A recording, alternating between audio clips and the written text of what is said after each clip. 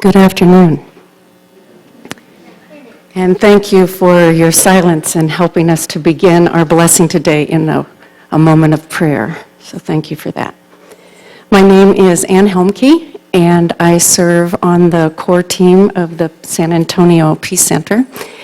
And again, I want to welcome you all to our 2017 San Antonio Blessing of the Peacemakers. This is our 11th year to do this, and it is our 10th year to note a Peace Laureate, a San Antonio Peace Laureate. As I said, we've been doing this for 11 years, and it marks the beginning of the International Season for Nonviolence, which begins January 30th, which is the assassination anniversary of Gandhi, and ends 64 days later at the assassination anniversary of Martin Luther King. And so there are people around the world during this time, during these 64 days, who with us are taking the time to remember and to intentionally be about the making of peace and nonviolence and compassion in this world. So this blessing is our way of beginning this by blessing those who make peace in San Antonio every day. So thank you for being with us. I would like to introduce the Peace Laureates that are here from the years previous. Our first Peace Laureate, Dr. Ruth Lofgren, I don't believe is with us, but she turned 100 in November.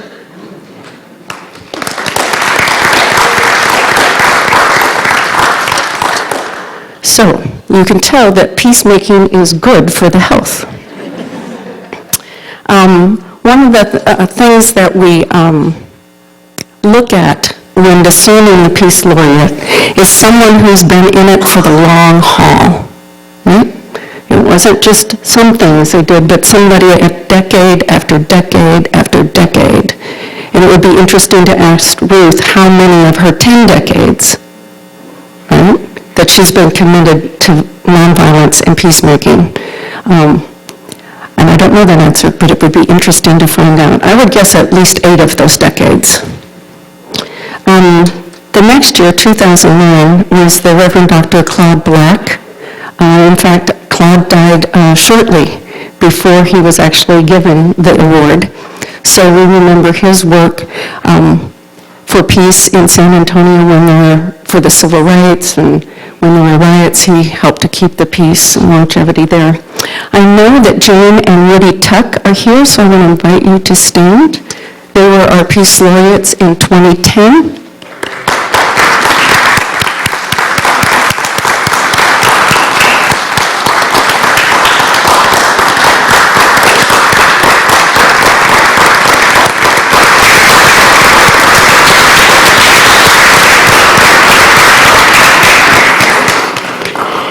And trust me, you'll want to take a minute to meet them afterwards and find out about their story.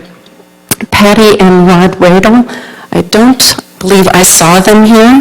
Some of you might know Patty and Rod in their significant work on the West Side, as well as some of the most important work that Patty did as a city council person in moving our city forward.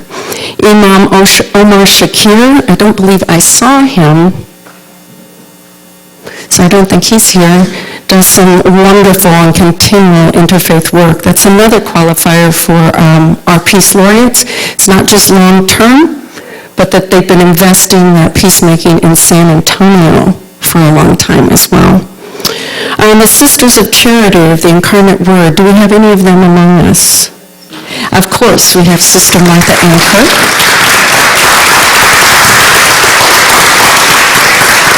And so their history goes back before Sister Martha Ann was born.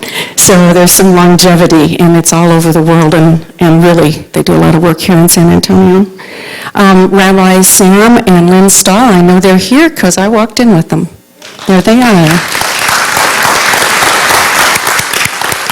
And we all know how much work they've done to keep the interfaith community together and going. Rosie Castro, I didn't see Rosie, but that doesn't mean she's not here. but I don't think she is. But she also gave birth to those twins that some of you know about, and I'm really proud of some words that Joaquin shared this week. So her longevity she's put into the future as well. Yes? Yes. Incarnate Word sisters just walked in. 2 more Incarnate Word sisters just walked in. So if you would stand, we recognize the sisters. And actually, these 2 are sisters. Sisters of the sisters. And Father Ron Rollheiser, who's here at Oblate School of Theology. I didn't see him walk in. He's in Mississippi. So he's making peace there. But the work that Oblate has done to keep the interfaith community and movement going here in San Antonio, and that takes me right into the thank yous and gratitude for today, in that we always get this beautiful space from Oblate. And so we are always grateful for this. I mean, this is a gorgeous space, and so we're grateful to them. And I also want to ask the core team, they're very bashful, but of the Peace Center, to stand, because they make this happen. So Andy's up here, and Barbie, and Susan, and Rosalind, and Jan's at the entrance, and Karen and Keith are in the back row, and Brian's up here in the front. So if you have comments or thoughts, or just you want to tell them thank you for all the oh, Jonathan, did you stand up? Jonathan, also Jonathan, and Nargis is by the back door. See, I told you they're bashful, but they're very good peacemakers. So I wanted to thank them. And I think that's all the announcements that I want to do at the very beginning. There will be announcements at the very end after our blessing ritual, so I invite you to stay for that so you can hear about some upcoming things. And so we continue our blessing today in song.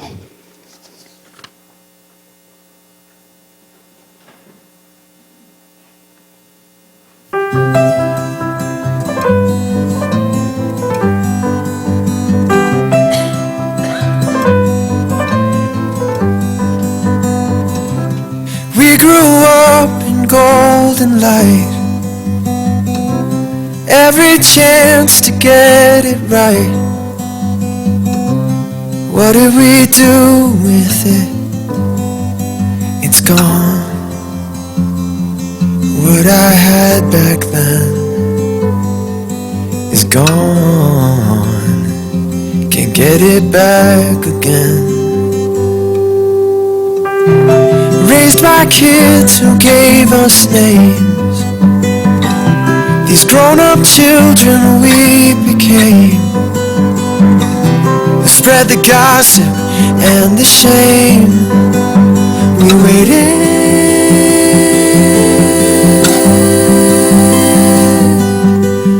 we waited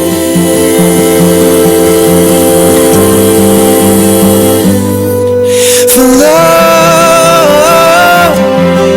for dreams in the night, for days to come when we'd be alright. I can't remember why I did the things I did.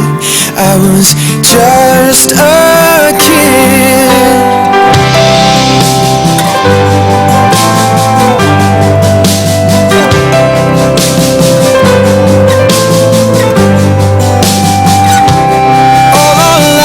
We feel this young, sorry for the things we should have done, sorry for the kids we pushed too far, sorry now for all the lonely hearts who can't move on because we waited.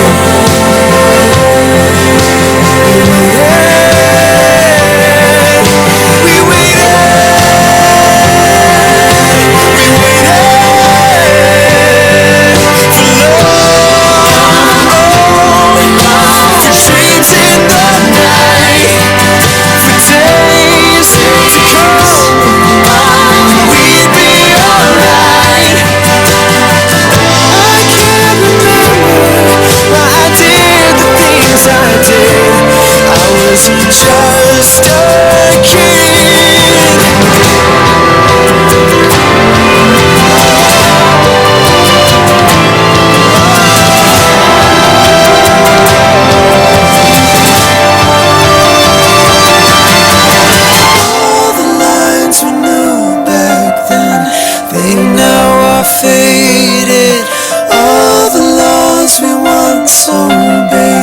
They have betrayed us.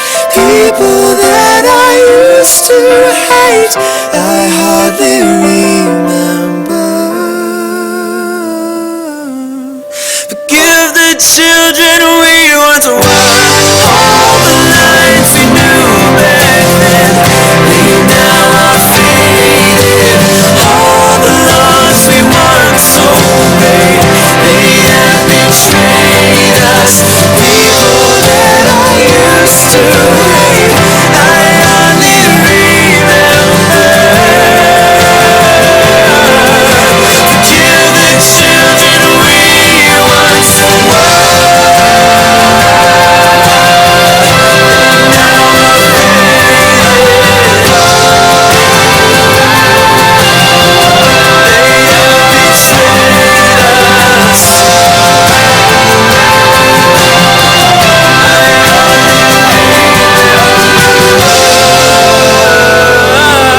Forgive the children we once were.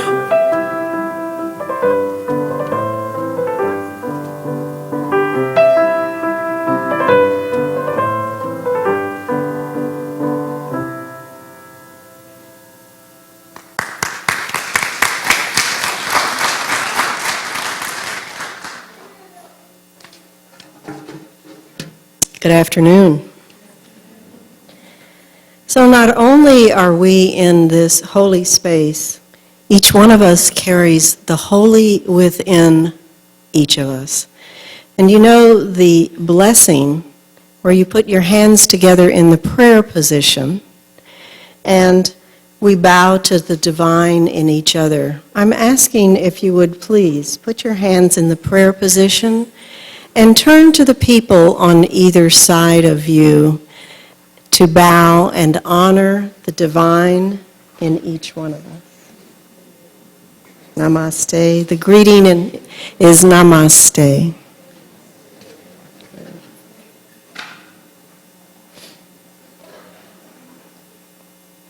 So we are going to have Rosalind try to find what she is supposed to say here. It was here. Okay, here we are. The first one is this. Wait a minute. I was just synced to this. Okay, here we are. Let me read yours, it's bigger. Okay. This song that we're going to have with the dancers up here is a song that describes Lord Ganesha, the elephant-headed god worshipped by Hindus. Puja, or prayers, are offered first to Ganesha before beginning an event, as he is the remover of all the obstacles in life. The epitome of knowledge, Ganesha loves sweets. He rides on a little mouse, and he helps his devotees by removing the obstacles in life's journey. The dancers are Nancy Abraham, Misha Narayan, Parvati Kaushik, Trina Patel, and Anne Cyril. Please welcome the dancers.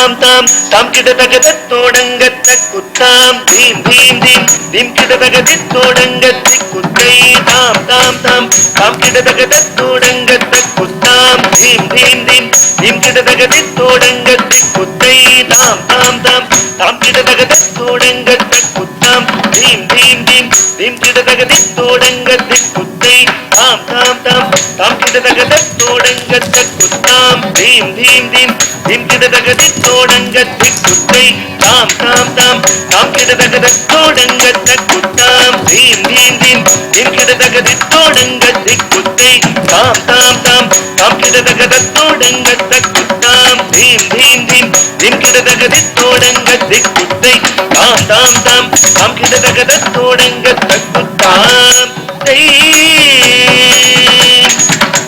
தத்தோடகதாம் தந்தன் தந்தன் தின் தின் தின் தின் தகதோடங்கத்த குத்தாம் தத்தோடகதாம் தந்தன் தந்தன் தின் தின் தின் தின் தகதோடங்கத்த குத்தாம் தித்தித்தித்தித்தை திகிதக திகிதோகத்தங்கம் திகிதக திகிதோகத்தங்கம் திகிதோகத்தங்கம் தகதொங்கம் தித்தித்தித்தித்தை திகிதக திகிதோகத்தங்கம் திகிதக திகிதோகத்தங்கம் திகிதோகத்தங்கம் தகதொங்கம் புத்தக்கிண்ண தோதோடகதாம் தோதிம் தோதி புத்தக்கத்தோதோடகதாம் தோதிம் தந்தாம் தின் தின் தின் தகதோடங்கத்த குத்தாம்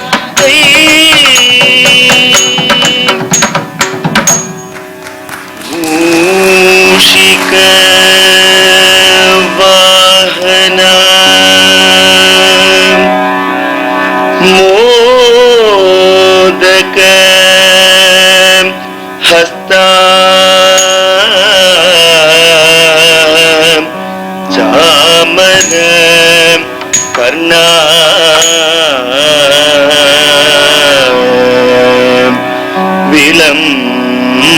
விலம்பித சூத்ர வாமன ரூபா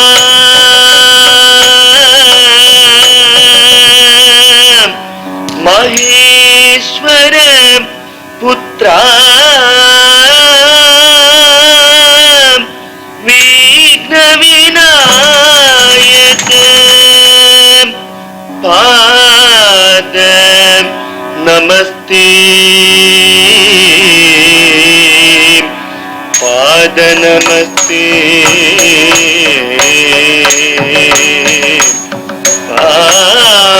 பாத நமஸ்தே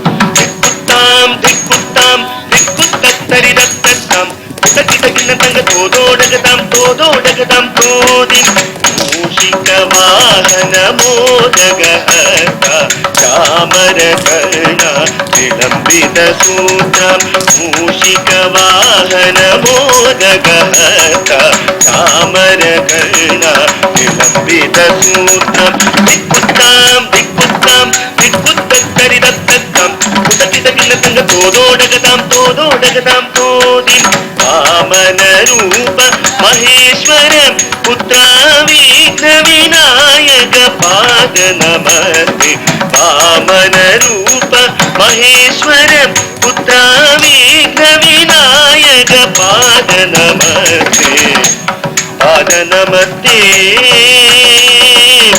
பாத நமஸ்தே நமஸ்தே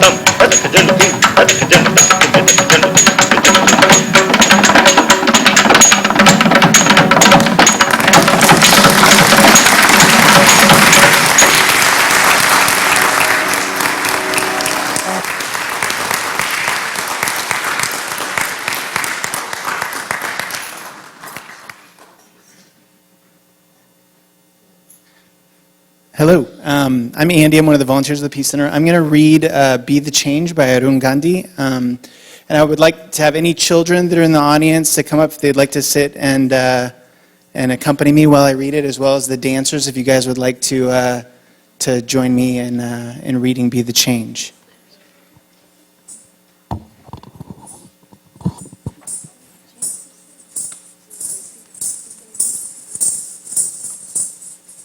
You guys want to have a seat on this? Okay.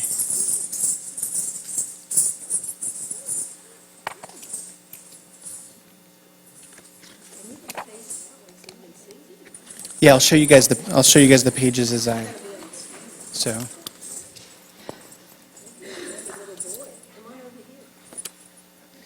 The world knows him as the Mahatma, great soul. To me, he is grandfather.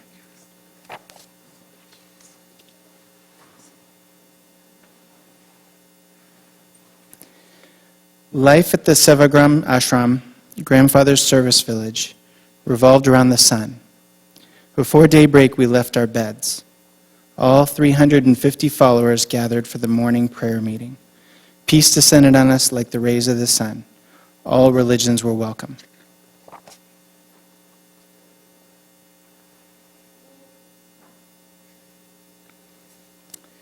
The purpose of ashram life was to live simply and nonviolently. Each day was filled from sunrise to sunset with service. The ashram worked as one, washing clothes, planting vegetables, picking fruit, spinning yarn. Anything that needed doing was done for the good of all. Grandfather had dubbed our work Experiments in Truth.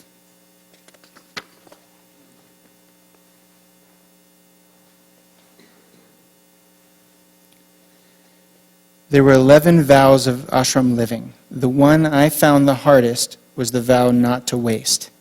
And it was an important one, a cornerstone of grandfather's teachings.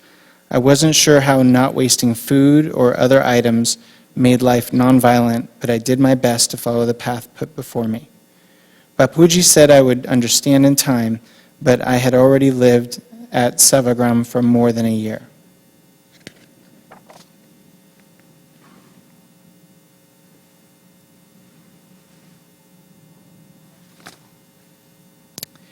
Soon, grandfather asked that I accompany him to Pune.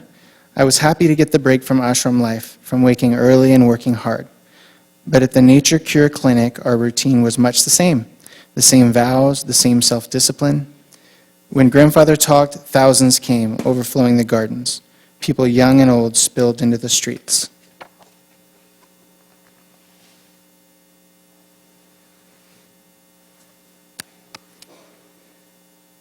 I stood with them and listened as he spoke about satyagraha, passive nonviolence.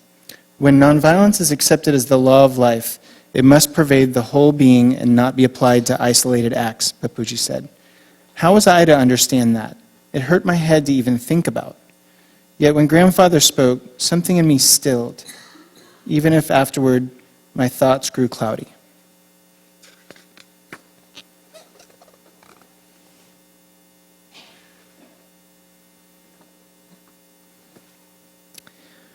One afternoon on my way home from lessons, I'd had enough. As I walked, I tossed my nubby pencil in the air, tired of my vow not to waste, tired of not understanding. It bounced into the grass. I left it there, on purpose.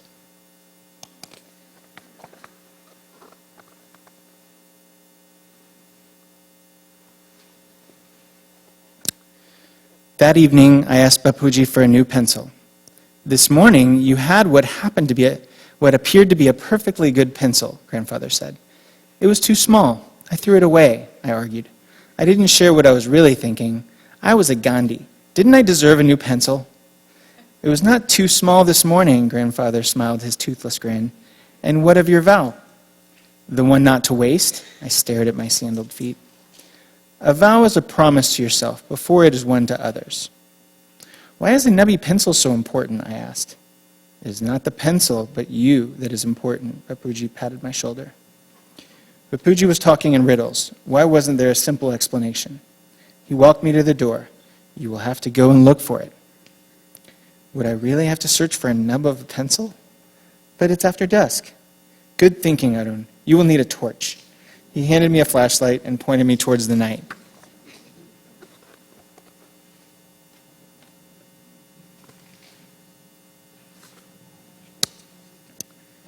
I set off into the dark. My face burned with shame. Grandfather had already taught me so much, and here I had more to learn. I was a disappointment to him, to myself. I retraced my steps, past the bench with the broken leg, past a pack of stray dogs. I stopped when I came to the scrubby grass that I'd cut across hours earlier. Kneeling, I ran my fingers through the coarse stalks. Nothing. Above, the stars seemed to mock me. Find it, they twinkled, taunting. Finally, after hours of searching, I found it. I stuffed the pencil in my pocket and trudged back to Grandfather's cottage.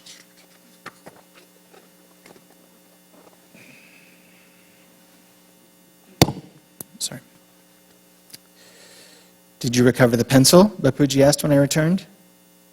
I had, but I still hadn't discovered what waste and nonviolence had to do with each other, or what they had to do with me. That night, I wrestled with my thoughts. How could throwing away a pencil hurt anyone? It made no sense. Why couldn't I understand?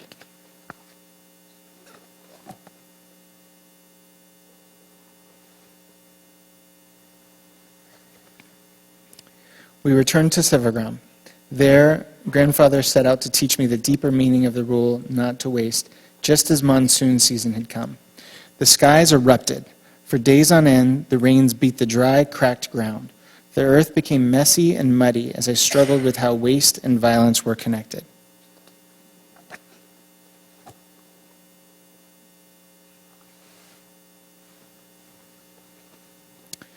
Grandfather sat with me for an hour a day, as busy as he was. Waste is a violent action. When resources are low, people hoard. Those who are forced to do without may eventually strike out. Fighting occurs, he said. Did you want any of that when you threw away your pencil? I didn't. Is this why we spun? Why we made our own cloth?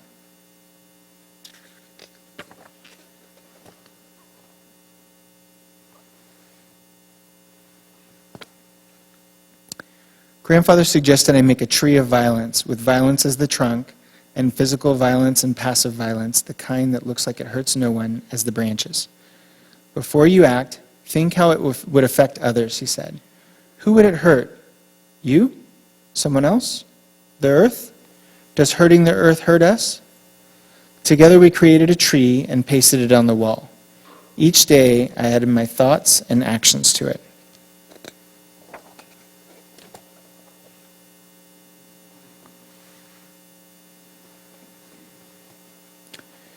Grandfather would come by my hut and he'd watch my tree grow.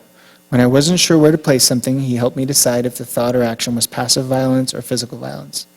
As the monsoon rains renewed the earth, my tree grew and grew. Both branches were heavy with leaves, but the passive side became enormous. This is quite a tree. I'll just show you guys one more time.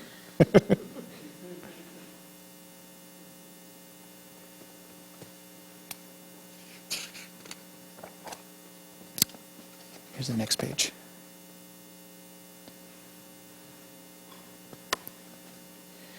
Soon I could see how throwing away my pencil could hurt others. More graphite would need to be mined for a new pencil. Trees would be cut down. Land would be stripped bare. Villages would be lost.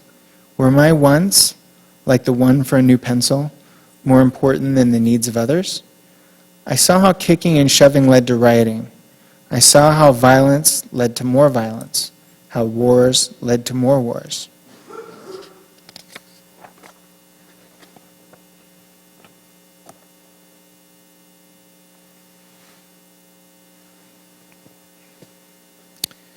Like the soaking rains that turned the musty earth lush and green, new growth finally sprouted in me.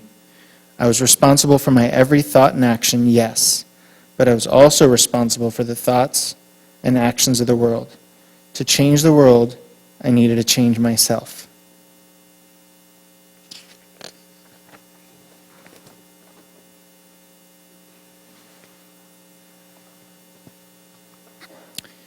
As the rains trickled to an end and the sun returned, Grandfather took my hand. We walked amid the hustle of ashram life, new planting, chores, prayers work.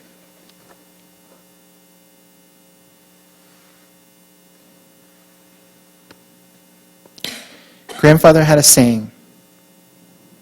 He had said it to many, and now he said it to me. Be the change you wish to see in the world, Arun.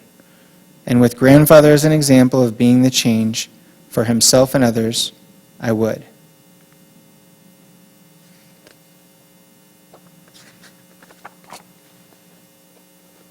Did I put the pledge up there?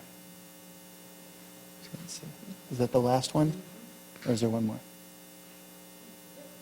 Okay, so there's a Be the Change pledge that I wanted to share also. Oh, there it is. Okay, good. I pledge to dig deep to understand passive violence, to find the roots of my thoughts and actions. I pledge to not overuse resources, to focus on my needs over my wants. I pledge to learn to work with others as one for the good of all. I pledge to be the change I wish to see in the world. The end.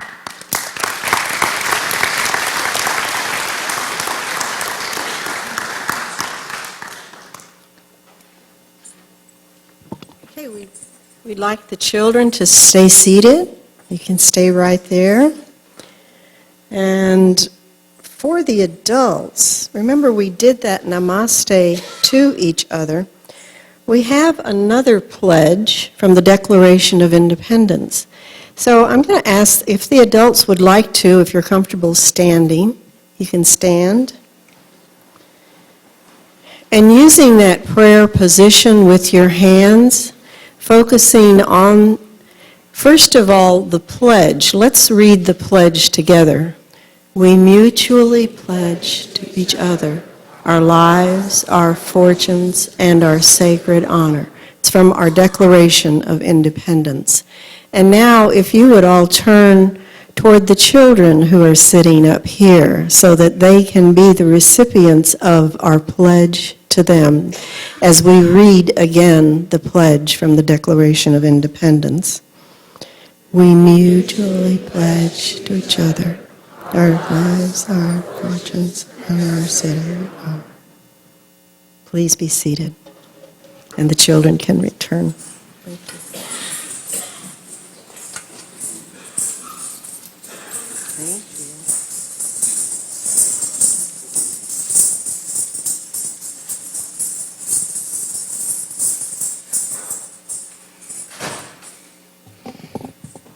Well, these short people. Good afternoon. I'm Susan, and it's always been my pleasure to introduce our Peace Laureate. And for 2017, as I think you all know, it is Dr. Rajam Ramamurthy. Will you stand and let everybody acknowledge you?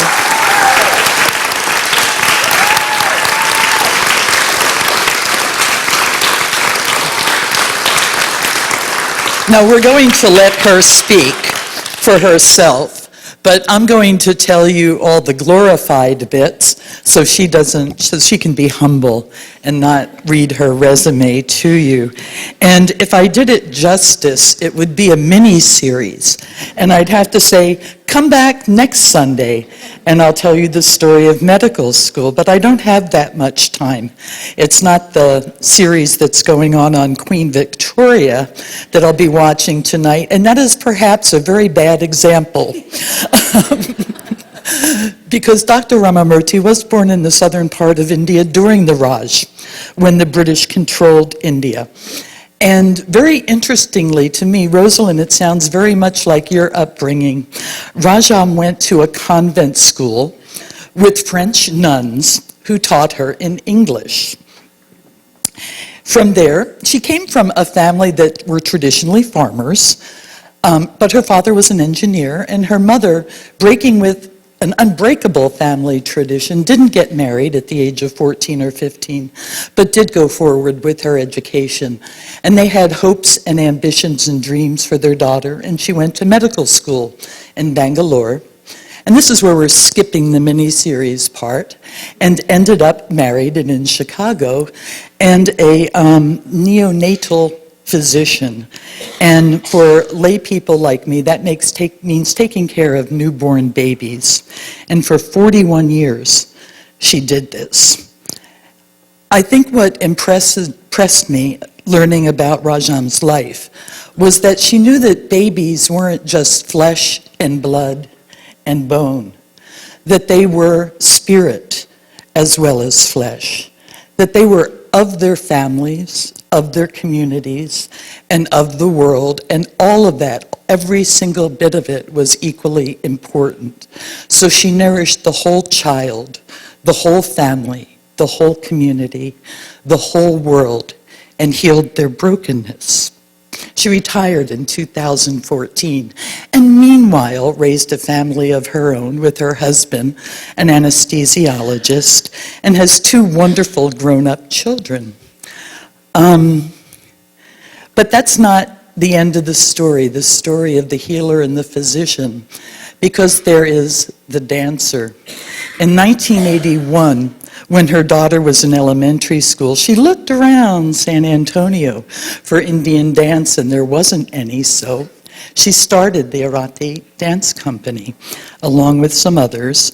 And the dance teacher said, well, it would be a good idea for the mothers to dance along with their daughters. And so since then, she's been dancing herself.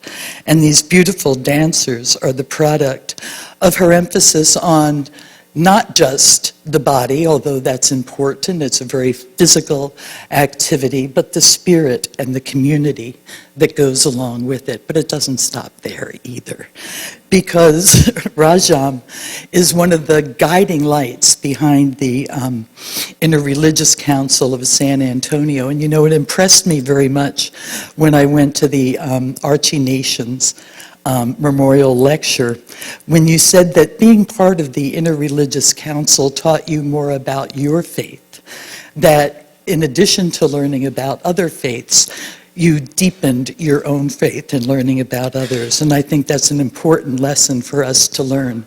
And that's something she's been doing for 20 years. So our community is truly blessed to have her as a resource. And I counted it up, and you're the 6th person with a doctorate that we've made a Peace Laureate. But you're the first one who's a real doctor.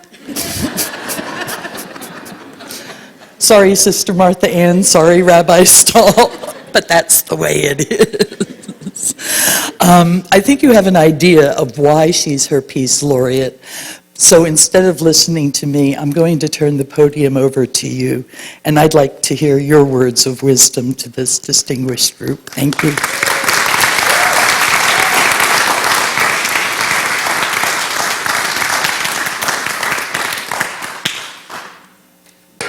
Namaste. Good evening.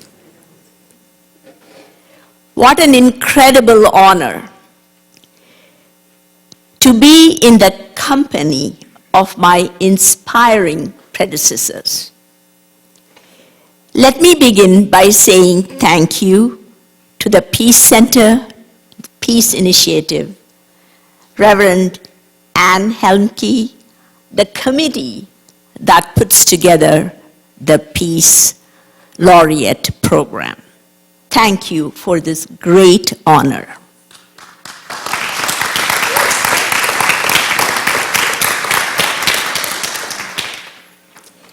Thank you, my family and friends.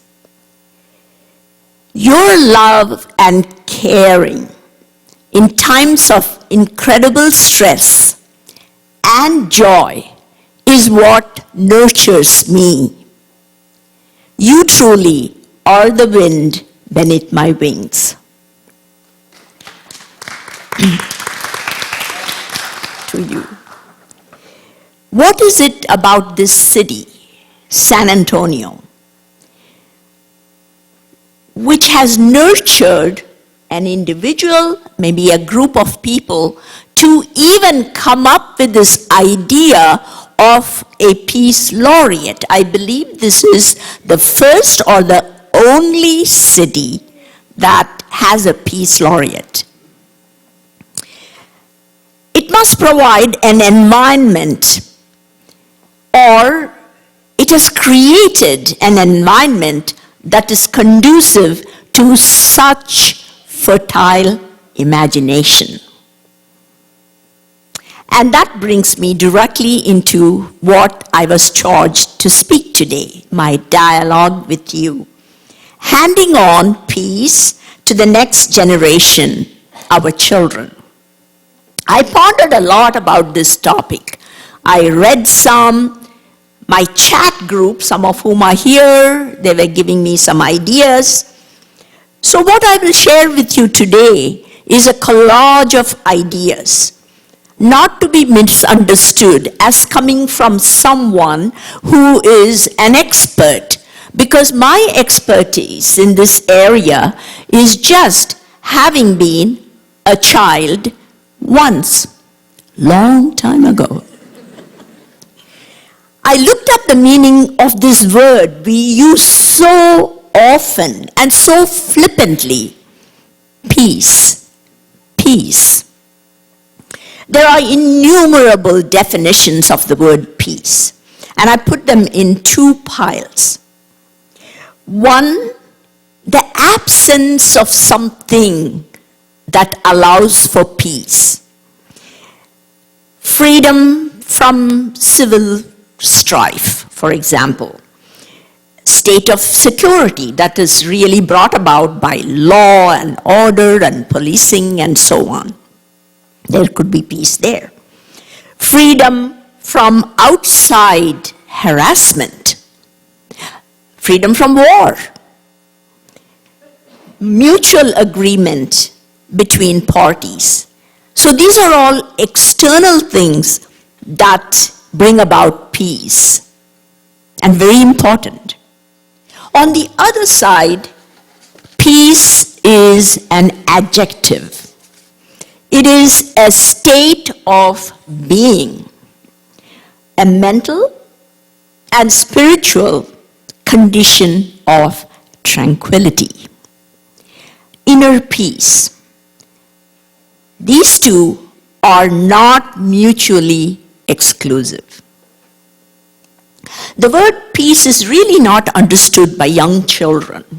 You don't go to a child and say, "Oh, you're so peaceful," or "Be peaceful, baby." You will look at a young child and say, "How beautiful you are. That's a good boy." Or, "I love you. I love you.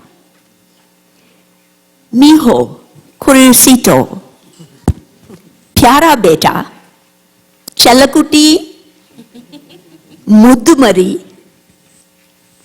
Extent of the languages I know. As per authorities in the field, the boon for generation peace, is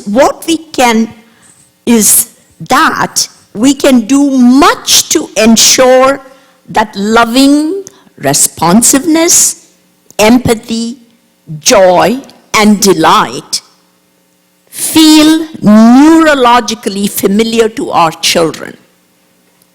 Responsiveness, empathy, joy feel neurologically familiar to our children, that they will naturally gravitate towards it as they grow into adulthood. It must feel so natural to them to feel compassion, to feel love. A famous pediatrician, Winnicott, said the baby's first mirror is the mother's face. The mother's face. It's from the expression on his mother's face that the baby experiences, I am delightful. I am wonderful. I am worthy of love. Not in words, but in the hormones that flow inside this baby when he experiences this response from mama, who responds in a delighted way looking at her child, and his cues responds to the cues of this baby. This is how he begins to form a self for himself.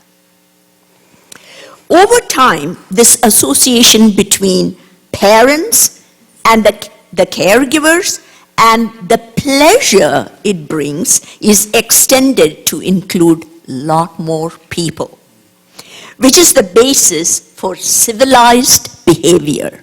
This very, very early experience is the basis for civilized behavior.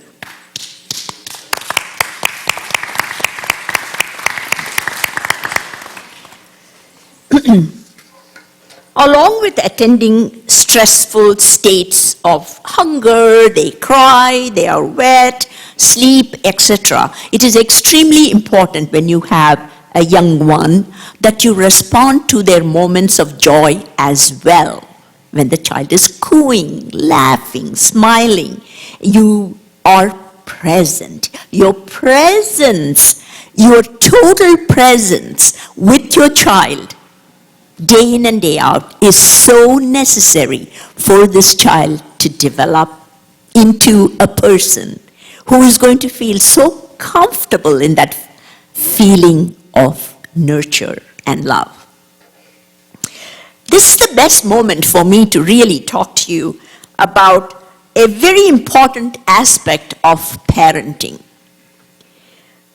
The importance of tending to yourself. The importance of tending to yourself.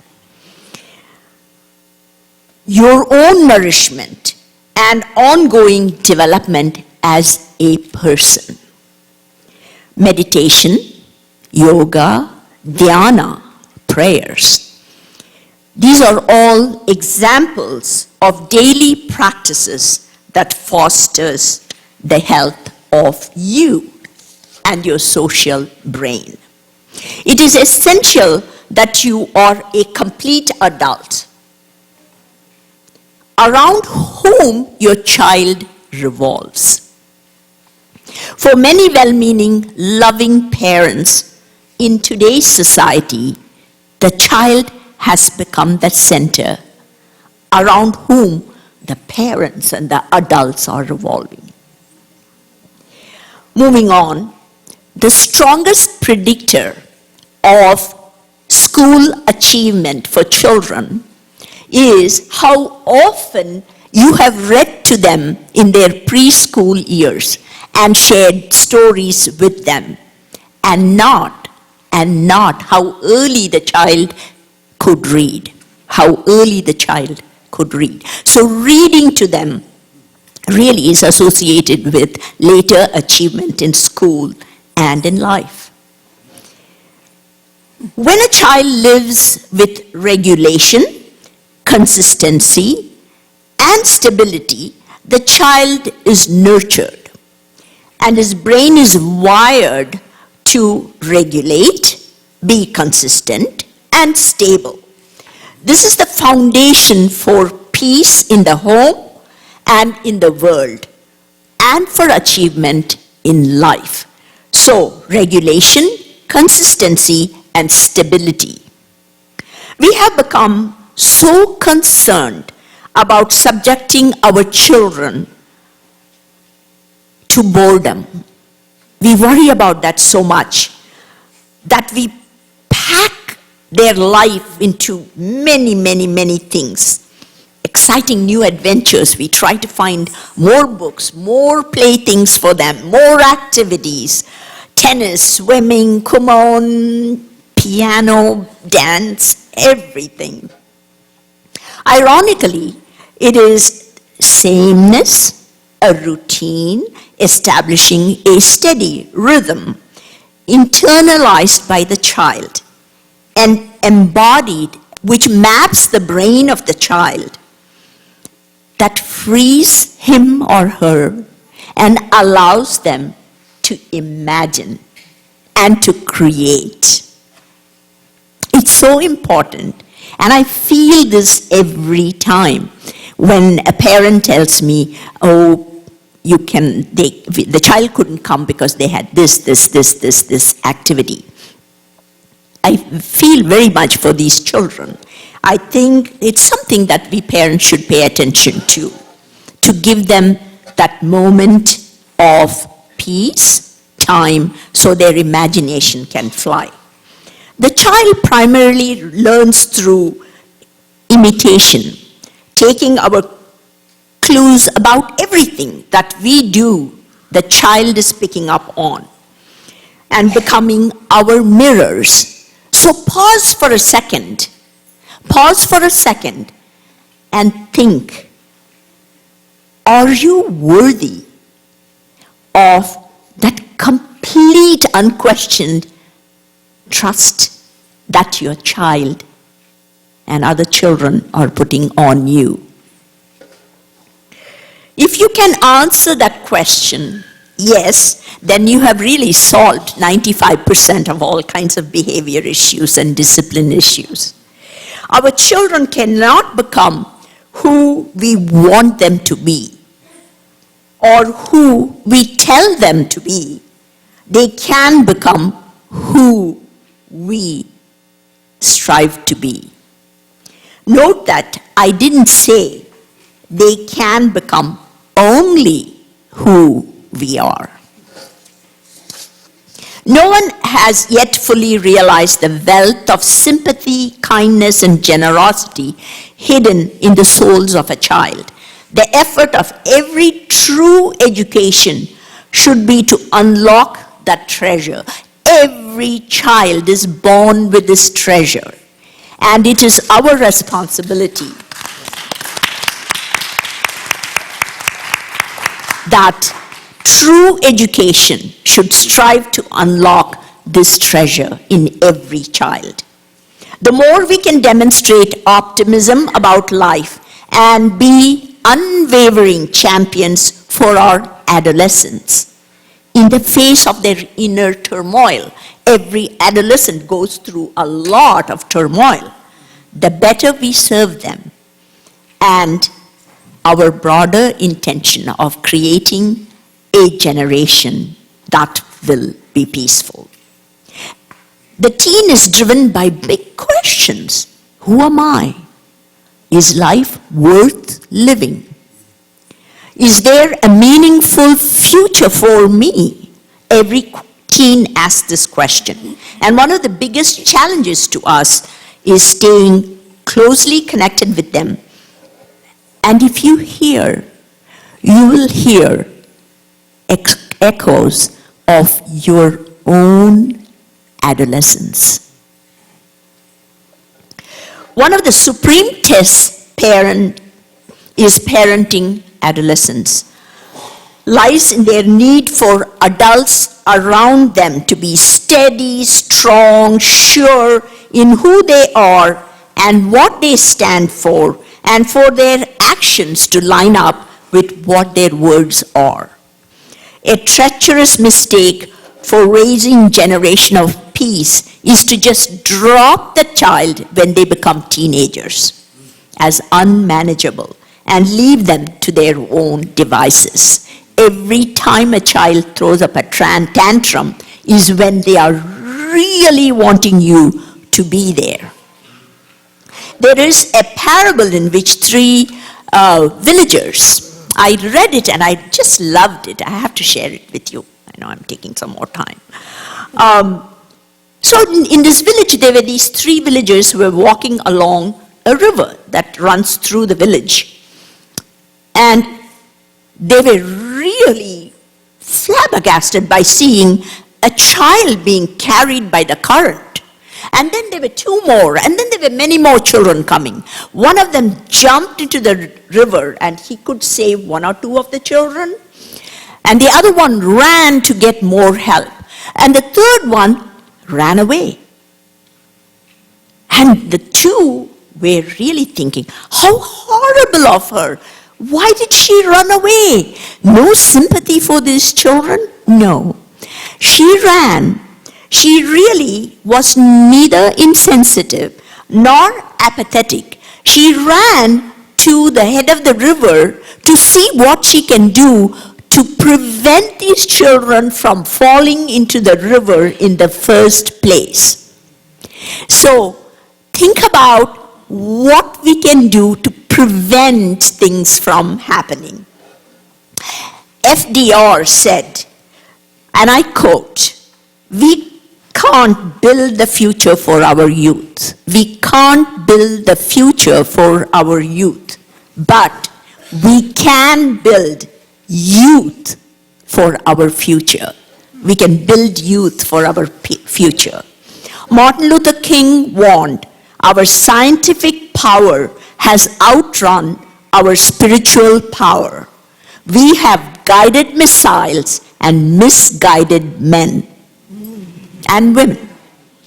It is precisely when systems groan under pressure and the danger of collapse looms that the opportunity for transformation presents itself. It is incumbent upon us to preserve as much as we can the outer peace that seems to be slipping from under our own feet rapidly, living in the same era as Mahatma Gandhi and Martin Luther King. Let us not forget non-violence and non-cooperation are powerful tools that have changed and created nations. I wish we could put peace in a beautiful box, gift wrap it, tie it neatly with a ribbon, and hand it to the next generation. You want to hand over something to someone who is worthy of it, who will recognize the worth of it, who will protect it, who will nurture it, and hand it over to the next person in as good a shape, if not better. Growing the next generation of peacemakers is what parenting is all about. It is our future, and I thank you very much.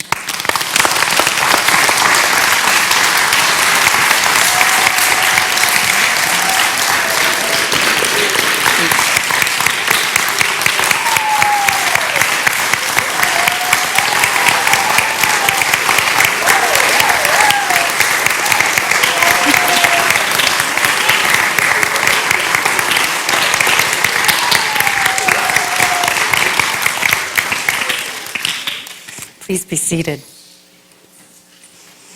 Another qualifier for our Peace Laureates in San Antonio is wisdom, and those who pass on their wisdom. And so I am grateful for the wisdom, and I think I speak for everybody that you have shared with us today. So thank you for that. We spend a lot of time trying to figure out what is a good symbol for each laureate. So we have an award every time that's different. And so, again, we work really hard at it. So what we have today actually are 4 copies, but a copy of each of Arun Gandhi's children's book. One you've already heard, but the other one, Grandfather Gandhi. Arun is a really good example of the legacy being passed on, being the grandson of Mahatma Gandhi and then continuing the work. He was also one of our founding board members at the San Antonio Peace Center. So he took the time to autograph these for you and send them to you. Dr. Raja Ramamurthy, the 2017 San Antonio Peace Laureate, with good wishes, Arun Gandhi. So we give you these 2 books.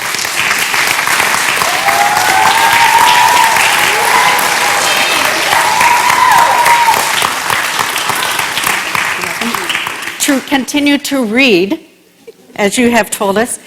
This book bag, which you can also keep, also has another set of these that you can give to whatever organization that you wish.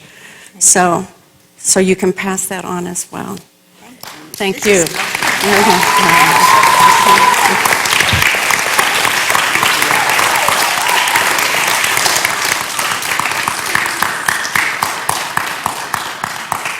And I think you're going to introduce the next dance, yes?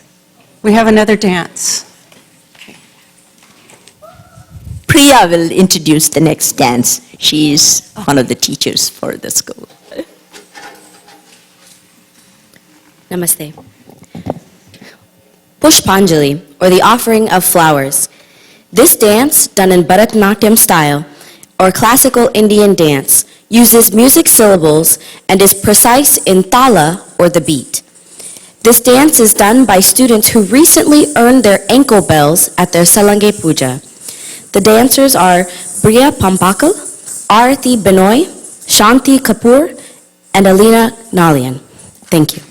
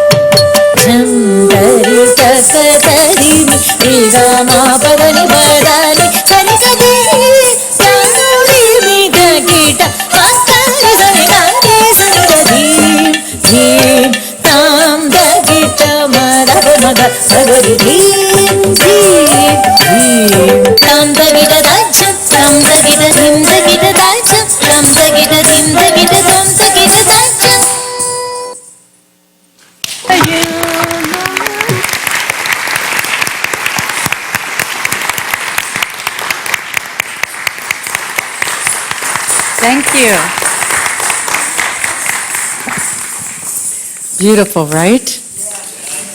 Just think about the beautiful piece they're making, right? I'm going to invite Drew forward. The Peace Center has been watching, literally watching, in San Antonio for that rising generation of new peacemakers. We've been watching, and we found them. And so we invited Drew Galloway, who's the executive director for Move San Antonio. How many of you heard of Move San Antonio? This is great. Well, all of you are going to hear about Move San Antonio now. And Drew's going to tell us all about Move San Antonio. Thank you, Drew. Thank you so much.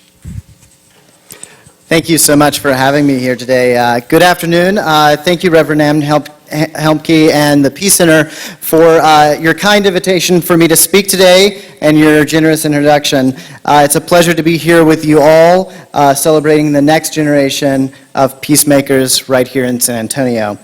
My name is H. Drew Galloway, and I'm the Executive Director of Move San Antonio. We are a grassroots, nonpartisan, nonprofit organization building political power in underrepresented youth communities across San Antonio. We do that through civic education, leadership development, and issue advocacy. Working on all 13 campuses here in Alamo City, we give youth a voice in politics. I know what you're all thinking. Why are we talking about politics at an event honoring great peacekeepers? And which one of you is going to be keeping the peace right here, right now? But regardless of political affiliation, we can all agree that 2016 was an exhausting year. In a country weakened by wounds self-inflicted and further divided by boundaries self-drawn, families were separated by silence and friendships split by slander. But today I join you to tell you I've seen a different way, a way led by young people for young people, a way of inclusivity, equity, education, and awareness, a way cut by difficult, often uncomfortable conversations and welcomed vulnerability I cannot even begin to describe, a way that is not left, not right, but forward. Founded in 2013 by youth from the University of Texas at San Antonio, MOVE, an acronym for Mobilize, Organize, Vote, and Empower, innovated college voter registration by making the process fun, creative, and exciting. In the 2013 San Antonio municipal election, MOVE UTSA registered over 800 new voters and helped get them to the polls. Their success encouraged the formation of subsequent MOVE student chapters at universities across San Antonio, like Trinity University, Northwest Vista University, St. Mary's University. Identifying the need for a citywide vision, MOVE quickly grew from a coalition of student organizations to a bi-coalition of 501c3 and C4 organizations in 2014. After working at the White House Office of Social Innovation and Civic Participation and the University of Texas at Austin's Annette Strauss Institute for Civic Life, I joined Move San Antonio last spring. From day one to just this morning, I saw the power of youth organizing in practice.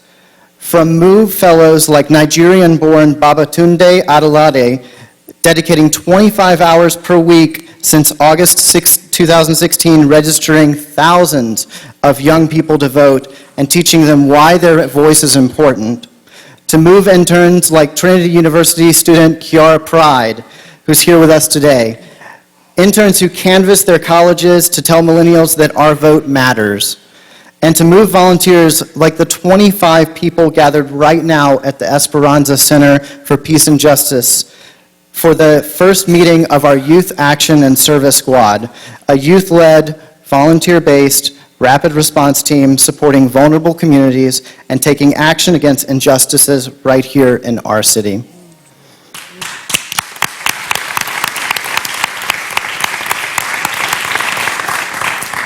"2016 was also a milestone year for us. I can stand here all afternoon and tell you the great accomplishments that young people in your community did during the election, from the 8,568 new registered voters in Bexar County to the 7% average increase in voter turnout in precincts where our student teams worked in October and November 2016, to hosting the 4th largest National Voter Registration Day event in the United States, resulting in a new voter every 16 seconds in Bexar County.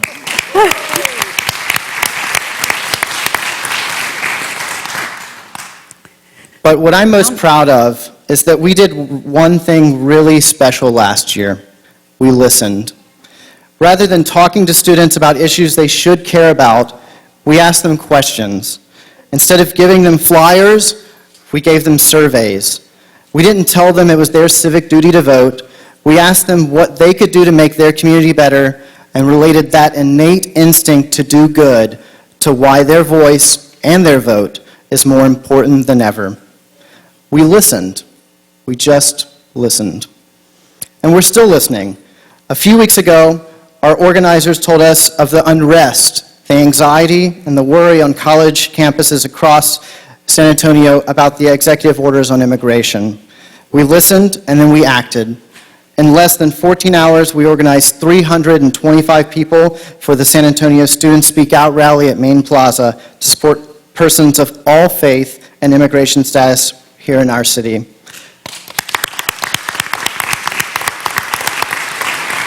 That's the San Antonio that I know and love. As millennials, we often get a bad rap. We hear we're lazy, we're entitled, we just want free stuff.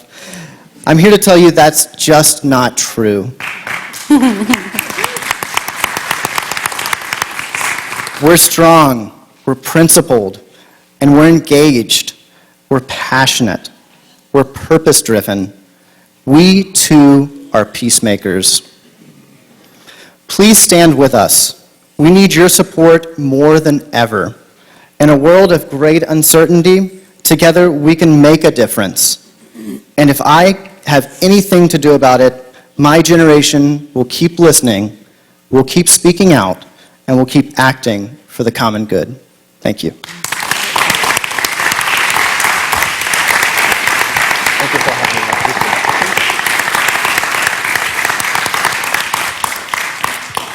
Thank you, Drew. I have hope. How about you? We continue our blessing in song.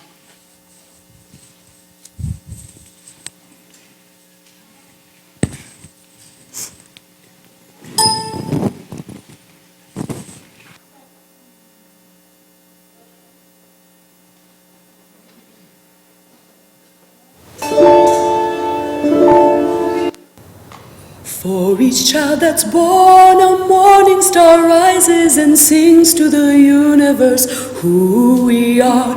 For each child that's born, a morning star rises and sings to the universe who we are. For each child that's born, a morning star rises and sings to the universe who we are. For each child that's born, a morning star rises and sings to the universe who we are. We are our grandmother's prayers, and we are our grandfather's dreamings. We are the breath of our ancestors. We are the spirit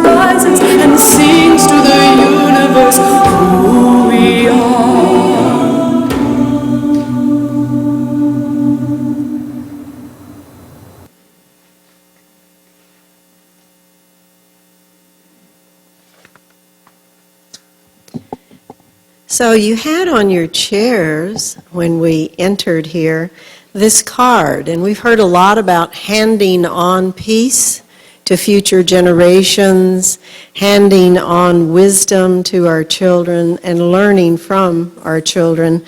This card has two stories about two hands of nonviolence and also the Hindu belief of Shiva and Shakti, feminine energy and masculine energy.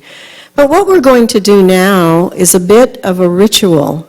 And so, based on the Declaration of Independence, the three key words in that is pledging our lives, pledging our fortunes, and pledging our sacred honor. So I'm going to ask in just a moment, not quite yet, so you can see how this is going to work. I'm going to ask you to stand up in just a moment. But while you're seated, place your right hand on your heart. Put your right hand on your heart. Good. Okay. And then put your left hand out facing. Okay. All right. So you're breathing in and out.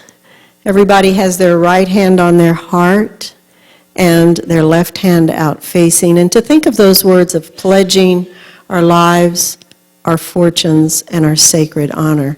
I'm going to ask you to stand, and I'm going to ask Ann to come up and we'll demonstrate this. We're going to ask you to move around, and as we have that gesture of looking at one another, we use this as our ritual pledge.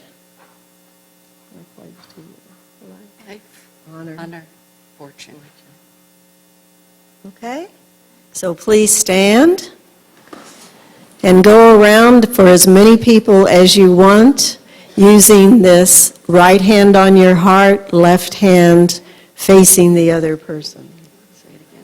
I pledge life, honor, fortune, sacred honor.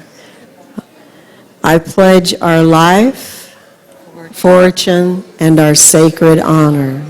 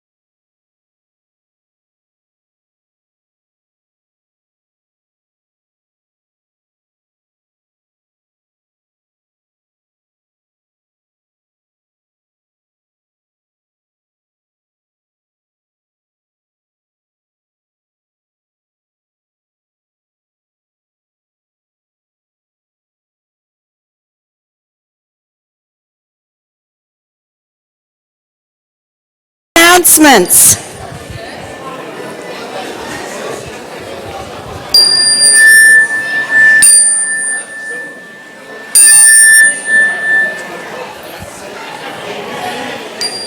Because you're certainly going to want to hear about the refreshments, right?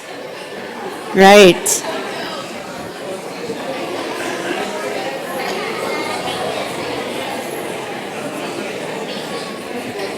First and foremost, thank you for being with us today. Thank you for being the peacemakers that you are.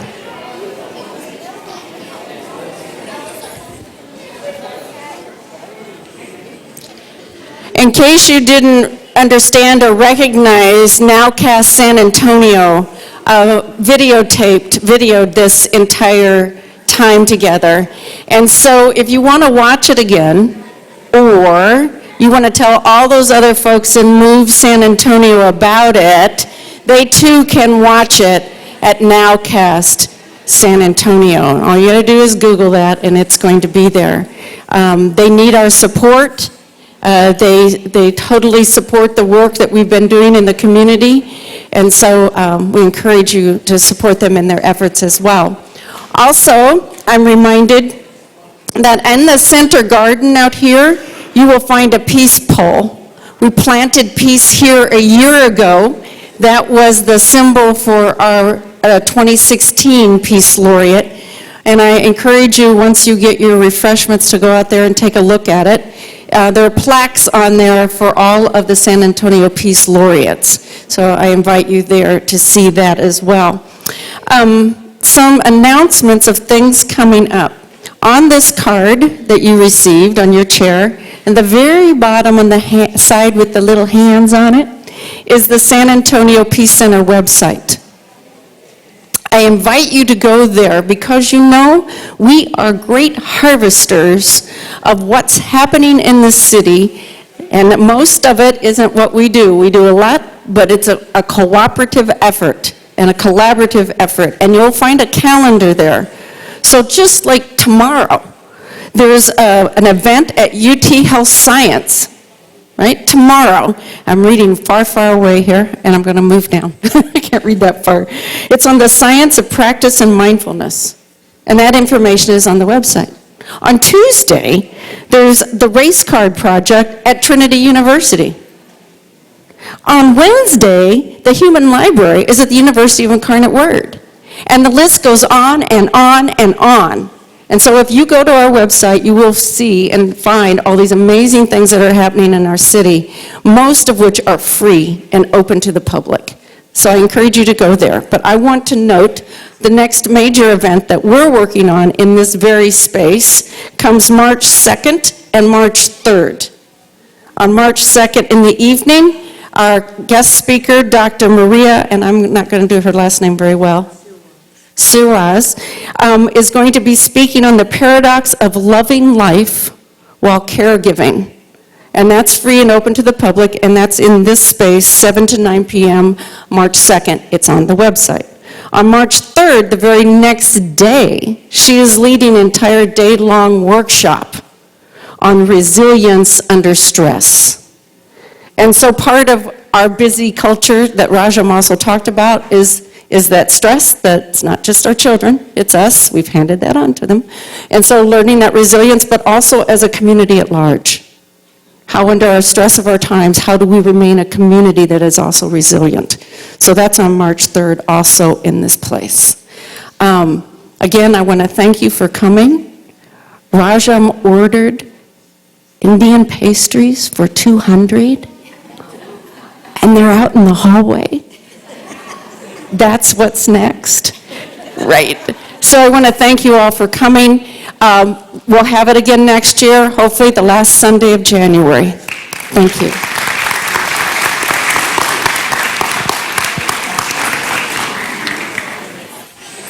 Not bad. So wonderful thing. I'm Rajam's sister. I know. It's so glad to And see you. listen, I have a Montessori school. We do have a peace table for the children. That's even for a 3-year-old from 3 to 12 years. leaders. Uh-huh. So if they have any kind of a misunderstanding, They or go to that table. They go to the table, peace flower, and they talk about it. They solve their own problems.